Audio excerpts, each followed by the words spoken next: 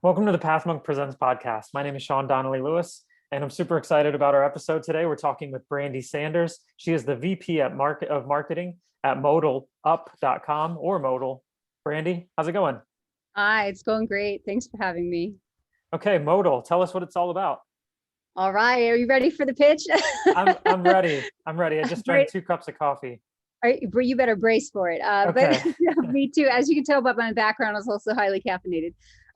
So yes, Modal, in its most simplest terms, Modal is the premier automotive e-commerce solution that enables leading brands and dealerships to deliver a world-class customer experience through a seamless, complete, end-to-end online buying process. And it really saves time. It helps to drive transaction values that are often more profitable than like your legacy standalone automobile purchases.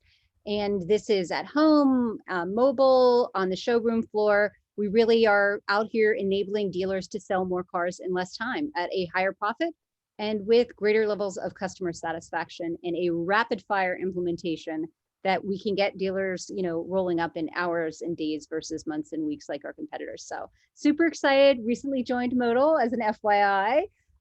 In case I get like a LinkedIn message, like tell me more. New here to the organization, but super excited about the product and very passionate about the industry. Okay. So it's very niche, very specific. How have you been able to, how have you guys been able to grow as a company? Has it been a lot of digital marketing, SEO, Mhm. referrals, connections? Yeah. Talk about that. I think it's really interesting because automotive as itself is an extraordinarily unique space, right? So as COVID taught us, the world of everyone just going to like a brick and mortar, it's really shifted to kind of click and mortar, like more of a hybrid thing. So I think when I think about how we're looking at it, is we're really looking at that hybrid experience. So we are engaging with car dealerships and brands who obviously want to sell more cars. And as frontline, they had to during COVID because the spike from folks who didn't want to do crowded public transportation went through the roof, right? And folks had to pivot on a dime. And that meant the dreaded, I'm going to air quote it here, digital transformation, right? It's like Uh, yeah. buzzword bingo, and like confetti should fall down. But the We're working industry, on it. We're working on it. yeah, I'll just have like a balloon release now for all the podcasts. Get the intern in here to shoot Yeah, off something. can you link it up for me, will you, James? But I feel like, we had to move very quickly, and Modal was well positioned in a very crowded market of competitors, which is very easy to see. Automotive e-commerce is just flourishing, and there's 1,000 solutions out there, but we're really about like empowering decisions. So it's not one size fits all. It's about what works for the dealership. And for us purposely on the marketing side, like we have a very strong LinkedIn presence. We've really turned on all of the faucets when it comes to being a louder voice in the room through webinars, content syndication, your traditional programmatic channels like PPC, ads, emails, outbound. And then we're also, I would say, kind of restructuring and building back up again what I would refer to as like a more elegant onboarding solution. And client retention is huge to us, customer satisfaction, our NPS. So I think it's really across the board from the ground up, responding to that initial rush that we saw from COVID for that entire industry having to turn on overnight. And we've met it, and I think we're really tackling it. And now looking forward, really building upon that thought leadership and owning our voice in the space confidently, which I think is, again, it's a crowded space. It's as many people Google search it, you'll see. But I think we're really stepping up in being a louder voice in the room. And I think that's really great for us because we have an exceptional product. And so what purpose does a website serve in acquiring new clients and Yeah. growing the So I business? mean, so the website is obviously like home base. The purpose when you're bringing people in through social or through ads or through emails, like you're really bringing folks into the website. And our website has gone through a couple of changes. We've expanded our blog, we've expanded all of our content syndication. And then really for us internally, we've looked at like, how can we better provide resources for those different like tofu to bofu parts of the funnel when you have just general awareness where they're just entering in and they're looking at it. And again, it's not like one size fits all. Like a dealership that's one in, Boise in the middle of nowhere that has one rooftop would be serviced very differently than a massive OEM that has 27 rooftops in New Jersey. So like we're really taking our time in building out what I would call meaningful content and communicating and broadcasting that and then bringing folks back into us and making sure that when we're servicing them, we have like a level of personalization that matters. Because in the same way you wouldn't sell a Lexus like you would sell a like a Honda or a Prius, you would want to have that kind of particular voice for the people who are coming into your site. So usually when I speak with marketing people, they have a long list of strengths, but an even longer ones of room for improvement or things with the website where they think they would want to tweak it. If you were able to improve one thing, the ability to convert or the quality of leads or the user experience, what would be kind of the room for improvement you feel? I mean, I think that's such a good question, and it's almost like an onion where there can't even be like one answer. But I would just say the way that we market is, particularly for us, the improvement is really going to be on evangelization, because when everything switched and COVID hit, we were still relatively new. We were finding our way, and then we answered with a solid project, and it was really good for us because it positioned us well in the market, and we had a chance to kind of grab that handle and hold on for the ride, which was a roller coaster of rapid, like triple digit growth and expansion. And then obviously our new Series A funding. And so I think when we think about like improvements, it would obviously be like looking at things like video, testimonials. Like I'm super excited once things get back to normal. I'm air quoting it here, so please don't ping me on LinkedIn and ask about it, because I know the new normal is here to stay and we're in the middle of it. But once things get back to normal, I'd love to have more boots on the ground, because I think that automotive, particularly even though we're automotive e-commerce, that dealership experience is a huge part of buying. And we're not here to negate that. Rather, we're here to, get those dealerships and brands excited about the hybrid experience, because it's always day one to steal some Amazon bits there for that hybrid experience. And folks who picked up their phone and bought a car online and got approved for their credit online and are now, we're coming over the kind of the vaccine hurdle. I think that genie is out of the bottle. So I don't think you can put it back in.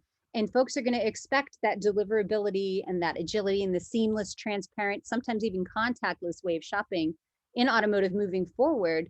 And so there's a great balance there. And when I think about how do you explain that to people without coming in and saying transparent, transacted, seamless, contactless, the things that marketers love to say, how do you say to your end user, pick up your phone, here's what you can do? It's super simple. It's as seamless as it is if you were ordering, Uber Eats or Grubhub. It's very elegant. And I feel like video and motion graphics and explainers and very down to earth ways of communicating are the easiest way to do that. Coming back to what you guys do, just for everyone listening, what would you say separates you from the rest? What would you say is it makes you different than the other people that occupy the same space? That's such a great question. And like I said, first off, I'll level set on it and say mad respect for everyone in the auto e-commerce business, because it's an extraordinarily crowded and noisy space. But I think that when I look at Modal, it is different, and it does have a very different way of working for not only for the dealerships and the brands that we're aligned with, but also for the end users. And when I think about like differentiators, I'm thinking, car dealerships and brands want to sell more cars. We know that. Like it's all about rev. It's about, driving the average deal size and increasing internet profit. And for us, we are the easiest for customers to use. And I've seen some really bad and some really good auto e-commerce. Pick up your phone and do the experience. You'll see what I mean. Like tons of buttons, we're not that. We're elegant. We are like the Apple of auto e-commerce. We're elegant, we're minimal. We're really about ease of customer use, which is huge if you want to get them through the funnel. And you're making a car purchase, which is one of the biggest purchases of your life. It's like right up there with the stress of going to the dentist or, your student loans. Like it's an enormous financial decision. So for us, empowering the end user for ease of use is huge. Simple design, we own the market on that. And to be honest, a lot of e-commerce solutions in the automotive market do not drive the end-to-end transaction.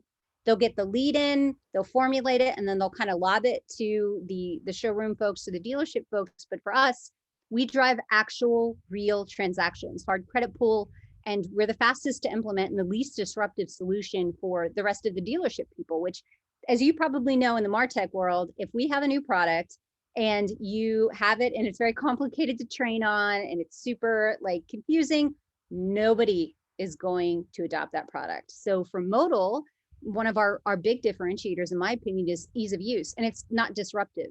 It's very easy to adopt, and we see data that supports that. And I think beyond that, like at the very end of this, when people are like, show me the ROI, like we're helping deals close as high as 70% when they're generated through us. And we literally increase internet profit deals by as much as up to $1,000 per deal, which when you sit down and you're breaking that down over multiple rooftops, that's an extraordinary amount of performance. And so ease, simplicity of use, least disruptive. Our implementation is hours and days, not weeks and months. And it's all about native. Like we stay in your website. We don't send them off to another. Too, as a marketer, as a person working, when you leave and you're on a different URL, and then you're about to do like a credit check to like buy something, it's really weird. So for us, that differentiator is really, it's rapid, it's easy to use, it's an elegant solution, and we're fully transparent. So everything is very easy for the end user and the brand and the dealership to see. And I think that really helps us stand out from what I would say wheat to chaff. So going to kind of changing gears here for a second, Yep. going to, well, I mean, the whole show is my favorite part of the show, but this part of the show is actually one of my really favorite parts. Yep. So thinking about marketing, thinking about somebody like yourself who eats, sleeps, and breathes these sort of concepts and ideas, I just wanted to pick your brain, and I'm going to say a word, and you just tell me what you think the biggest challenge would be for these kind of things. So with your marketing cap on, just get it on. Right. For what is the biggest challenge that comes to your mind when I say innovation? Oh, that it's overused. The term innovation is used like AI, machine learning, and data science. So folks say innovative all the time when they're really not. They're just adjusting. They're slightly agile, right? So true innovation means that there's a paradigm shift. And it means that something is being done in a way that it was not done before, and that it's not only just, hey, cool, that's different, but it's innovative in the sense that you are providing a value that simply wasn't there before. And for me personally, when I think about it, actually Modal is very easy for me to say that. It's innovative because we have end-to-end transaction. It's not just like a snippet of a transaction where we're giving like a quarter or 3/4 of a journey and then handing it off. It's end-to-end. It's from first lead coming to the site, perusing and looking at cars, all the way through the end when you're going through F&I and you're adding on packages and you're pulling that credit and you're handing it off and putting it into cart and saying, this is it, deliver my car, or here I come for, a test drive. And so I think that that's uniquely different because innovation is, like I said, it's a buzzword. Like people use it a lot. Sure. I put in my jeans backwards. I'm innovative. Like it's not necessarily innovative. But I think when you can say there's a true paradigm shift, and COVID taught us that really quickly what innovation requires, which is agility, speed, go to market. You have to move quickly and you have to give people what they need in order to move quickly to meet that. And I think that true innovation is hard to find, but when you do find it and you serve it to the people who would benefit most from the product, you will always be successful. Keeping that same idea in mind, biggest challenge in marketing when I say conversion optimization. Overused. It's overused. First off, I think it's really funny because it just literally, when you say conversion optimization, all I think of is like reaching for a Tums, because it's just like, okay, hold on, I'm going to put the coffee down and take some Prozac or pop a couple Tums. So conversion optimization is interesting because I think, again, it's actually tied to innovation, believe it or not, because when we talk about optimization, we're talking about experimentation that leads to iteration, that leads to improvement. But actual experimentation and a culture of innovation and actually testing requires that there's a trust and an investment, right? And so a lot of the times when you're in marketing, people will say, yes, we're going to A/B test this and do that and do this. But then you get stuck kind of in ruts of reactionary, right? Busy. I don't know any marketer who doesn't go, I'm slammed, or like I'm busy, or like we're buried under XYZ. And I think that when we think about conversion optimization, what we're really talking about is faith in experimentation to improve and iterate upon whatever it is that you're doing, particularly at the point of conversion, whether that's registration, white paper download, whatever it is, attending, whatever. And so I think optimization for me is huge, obviously, because you just don't do the same thing again and again and expect it to like magically be better. But I think behind the buzz of conversion optimization is the idea that you have to have a programmatic system, like literally like a meticulous system of PMing what you're doing, because if you change one variable, then there's your test. So you don't want to go in and change everything. And I think quite often because we're marketers and because a lot of the time marketers don't have the other hemisphere of statistical, empirical, quantifiable data mined, they get caught up on constantly trying to change something, when in the long run, one of the strategies you should really be looking at is consistency. When I think conversion optimization, I'm like, consistency, stick with it. Like, you do not put the seed down on a nurture program and expect to wake up the next morning and it's like, Big Sur, and there's like a 45-foot like sequoia in front of you of like amazing people who just want to convert on your product. It takes time. And so you have to put that work in. And when I think conversion, I'm automatically like, there's a system that gets you there.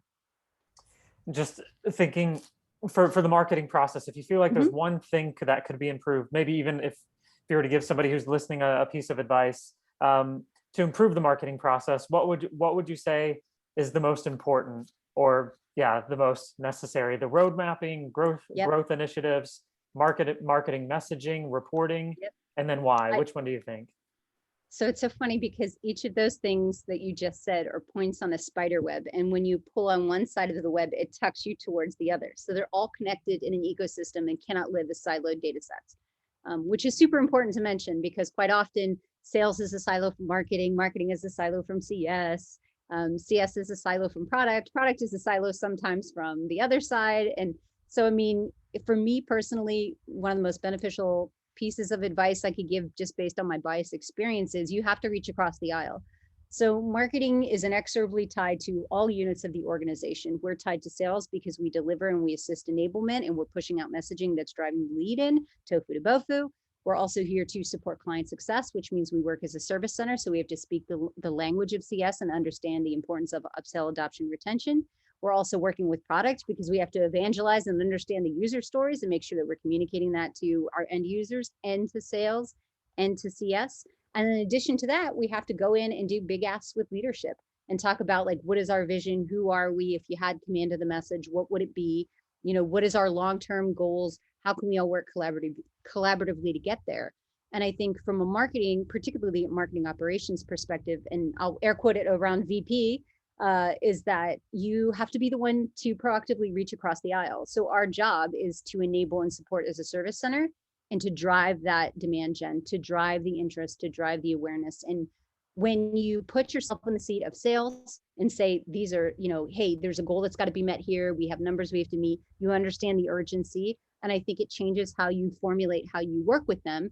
And it can be beneficial. Same for product. Like there are deadlines. If you've ever been a scrum master, and I've spent plenty of time in the pit with sprints, you understand like, look, there are dependencies here. There are blockers. There are things that are going to get moved. That calendar is always going to go through changes. It is what it is. Like, let's adjust and make sure that we're delivering what we promised. Same for CS. Like, how do we retain these folks? So I think the takeaway from all of that is really the piece of advice is like, be the UN ambassador or the translator for all of those units, because quite often they separate themselves into herds, and then you have to kind of go through each of them. So you can be the muscle memory that really speaks to efficacy for not only just your individual channel performance or like your own marketing plan, but also tying all the threads together, explaining to product how it works with sales and making sure that sales knows how it can work with CS. And like, when you say something like you provide a data point, that it's not just a static data point floating in the ether and it's a beautiful visualization, look at my data studio, but then it doesn't have an actionability for the person you're communicating to. So quite often we get stuck in that, like, look at this report or this great deck that I did. And we're like so proud.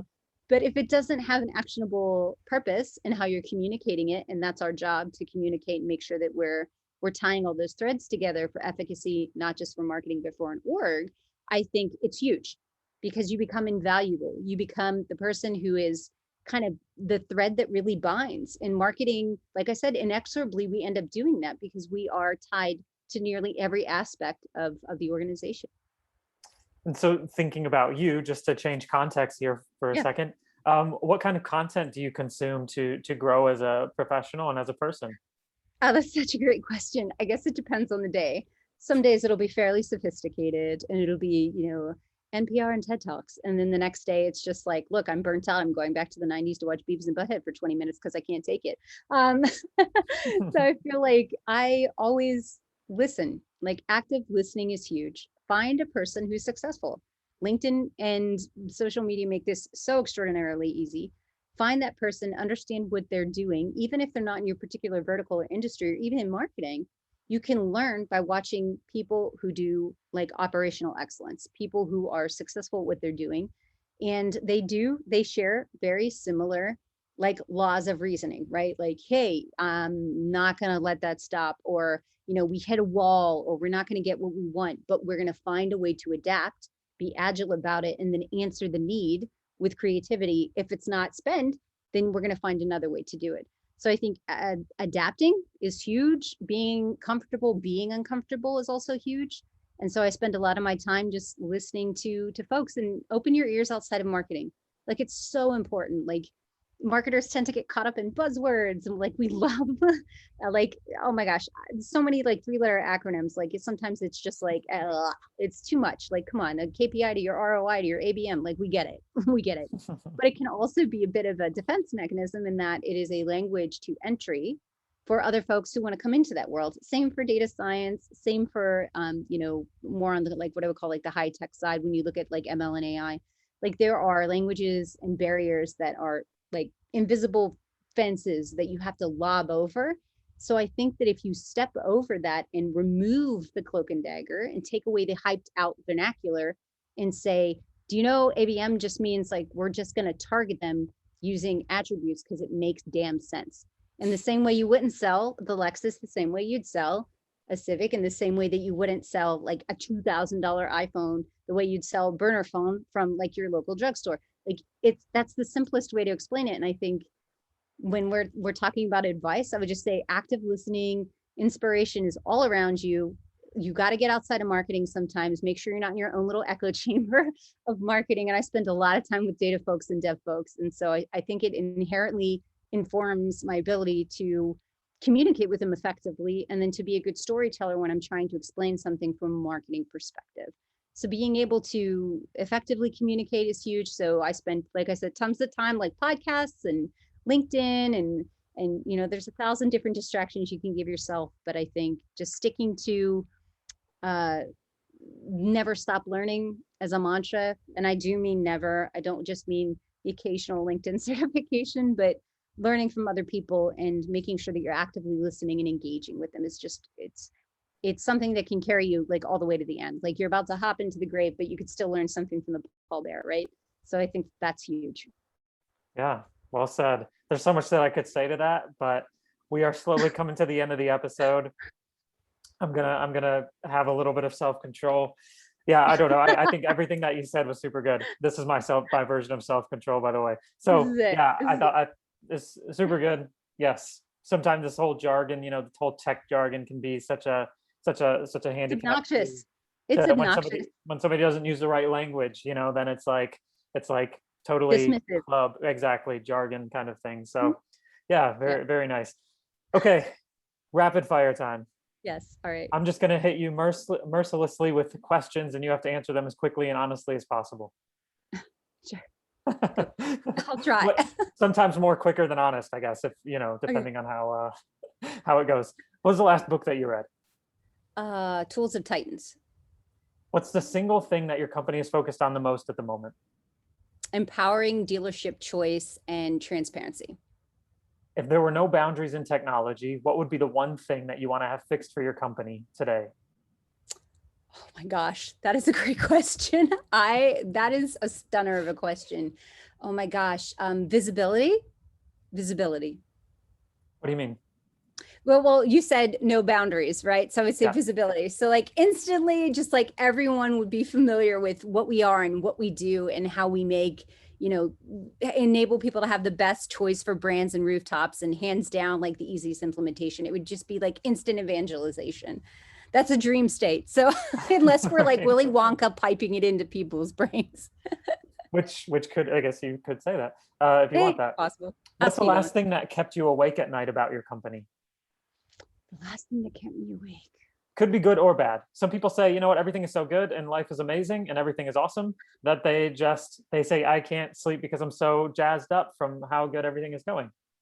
Oh my gosh. It just reminds me, when you say that, it makes me think of the Kurt Vonnegut quote. What is it? Like, everything was beautiful and nothing hurt. Like, I think if everything is beautiful and nothing hurt, then there's a problem. Like someone's on a painkiller. So something should always hurt, because change and development and growth are all painful. So I would just say last thing that kept me awake at night, I mean, it would just be like, resources, like time and time in the day. Like, do I have enough time in a day? And I have a 3-year-old, so I kind of feel like that's a mixed bag question, but time in the day. What's the one piece of advice you would give yourself if you were to restart? Well, let's just say your professional journey. What would be the one piece of advice you give yourself? Don't listen to them. And when I say don't listen to them, I'm literally referring to your own negative self-talk. Like, it is so easy. And I have come across a ton of different industries. Like, I started in literally, I'm a musical theater degree, like a musical theater. I studied tap, jazz, ballet, sang opera professionally for like, I don't even want to date myself here, but many years, worked professionally in film, transferred into e-commerce because I wanted a flexible schedule so I could do film gigs during the day, got into data, ended up doing data science, forayed back into like my time at Sony Music, where it was both music and data, came into B2B tax, like B2B SaaS and tech, and then back into VC. And now I'm here in automotive. So each time those changes happened, it was like, yeah, you can't change. You've got to be that one thing. And I think it's really interesting because a lot of the time that's internal. And when you change gears or you shift swim lanes or you're like restructuring yourself and optimizing your own conversions, I think it's actually harder because folks have put you into a box and they expect you to be that archetype forever. And I just absolutely refuse to fit into a box. Absolutely. Like the chameleon-esque rebirth, Phoenix from the ash thing is my mantra. And I think it served me very well because it's the ability to wake up, and if you can see it in your mind, you can make that thing happen. Not to Bob Proctor or Zig Ziglar too hard here, but I think that that's true. Like reinvention, right? And necessity, the agility to change as the demands around you are made are huge. And that's why I actually said being comfortable, being uncomfortable is part of growth. And I think it's absolutely necessary if you want to be as alive as you can before you pass. All right, that was Brandee Sanders from modalup.com. Brandee, on our show, we give people the last word. So if there's something you want to say, if you want to sum up what we talked about, or if you feel like there was something that we left out, I just want to give you the last word. Oh, I'm going to throw some modal stuff in here. I hope you're ready. Like, Humble brag so it. Go for I it. would say, yes. I know one of the things we talked about was like, could you tell us one thing that everyone should remember about the company? And as a new joiner, I can definitely say that, Modal is really all about empowering dealership choice. And I think COVID-19 taught us that, like, the industry is going through huge changes. And again, comfortable being uncomfortable. And there's a ton of solutions in the market out there. And you really do need to make like the best choice for your individual brand or your individual dealership rooftops. But hands down, if you want to drive revenue in your curative like e-commerce world and automotive, like we are the easiest for customers to use. We have biasly the best design. It's elegant, it's beautiful, it's simple. And we drive real end-to-end credit pool transactions. We're the fastest to implement and the least disruptive, which is huge for adoption, as all marketers know. If you can't get it adopted, it won't be retained. And I mean, we're helping, deals close as high as about 70% in increasing internet profit by as much as 1,000 per deal. So that kind of like hard data is huge and very hard to ignore. So I'll push that all the way in there and like, we're here to serve and we're agile and we're ready. And yeah, I think if there was one thing to take away, it would definitely be like, Modal is here. We're a louder voice in this space and I'm super excited to be driving marketing. Great. Thanks for your time today, Brandee. No, thank you so much for having me. I appreciate it.